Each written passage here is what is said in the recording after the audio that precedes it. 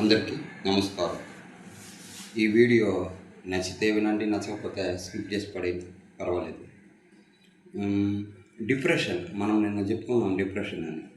ఈ డిప్రెషన్ వచ్చి ఎందుకు వస్తుంది ఒక మనిషికి? మనకి నచ్చని విషయాలు, నచ్చని సంఘటనలు జరిగినప్పుడు మనం పదే పదే ఆ జరిగిన సంఘటనను తలుచుకొని మనం ఆహారం, నీళ్ళు ఏమి తీసుకోకుండా పదే పదే దాని గురించి ఆలోచించి మనము డిప్రెషన్లోకి వెళ్ళిపోతాం. ఇంకా ఆ టైంలో అసలు మన చుట్టుపక్కల ఏం జరుగుతున్నది అనేది దాని గురించి కూడా మనము ఆలోచించాం. ఎంతసేపటికి మనకు జరిగిన అవమానమో లేకపోతే మనకు జరిగిన సంఘటనలను పదే పదే గుర్తు చేసుకుంటూ కుమిలిపోతూ ఇంకా ఏ విషయాలు మనకు సంబంధించిన విషయాలు కూడా ఒక రకంగా ఇది ఇట్నే వదిలేస్తే మెంటల్ అంటే పిచ్చిలాగా మెంటల్ లాగా ముదిరిపోతుంది అన్నమాట. ఇంకా మనకి ఈ ప్రపంచానికి సంబంధ బాంధవ్యాలు తెగిపోయి మన లోకంలో మనమే ఉంటూ కుమిలిపోతూ కుసించిపోతూ మన వాళ్ళను కూడా మనము గుర్తుపట్టలేనంత స్థితిలోకి మనము పోవాల్సి వస్తుంది. అంటే మెదడు వచ్చి ఆ విధంగా పరివర్తన చెందుతుంది.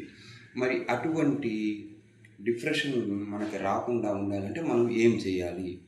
మనం ముఖ్యంగా చేయాల్సింది, డిప్రెషన్ వచ్చి ఏ ప్రదేశంలో మనం ఎక్కువగా ఏ సంఘటనలకి, ఏ విషయాలకి, ఎటువంటి వ్యక్తుల దగ్గర మనము అసౌకర్యంగా గురవుతున్నాము. అసౌకర్యం అంటే మనకి వాళ్ళ పద్ధతులు నచ్చవన్నమాట.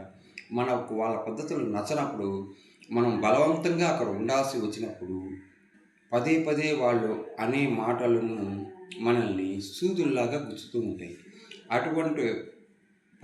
అటువంటి సమయంలో మనకి ఈ డిప్రెషన్ అనేది మనము గురవుతూ ఉంటాం. అందుకని చెప్పి ఎప్పుడైనా సరే ఇటువంటి వ్యక్తులు, ఇటువంటి సంఘటనలు ఏదన్నా జరుగుతున్నప్పుడు మనము ఎక్కువగా వాటి గురించి ఆలోచించకూడదు.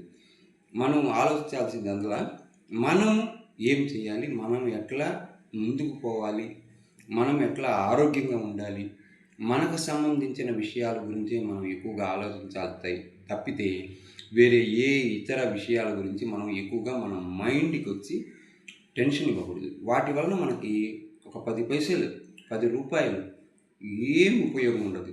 పైపెచ్చి మనకి బీపీ, షుగరు అన్నీ ఈ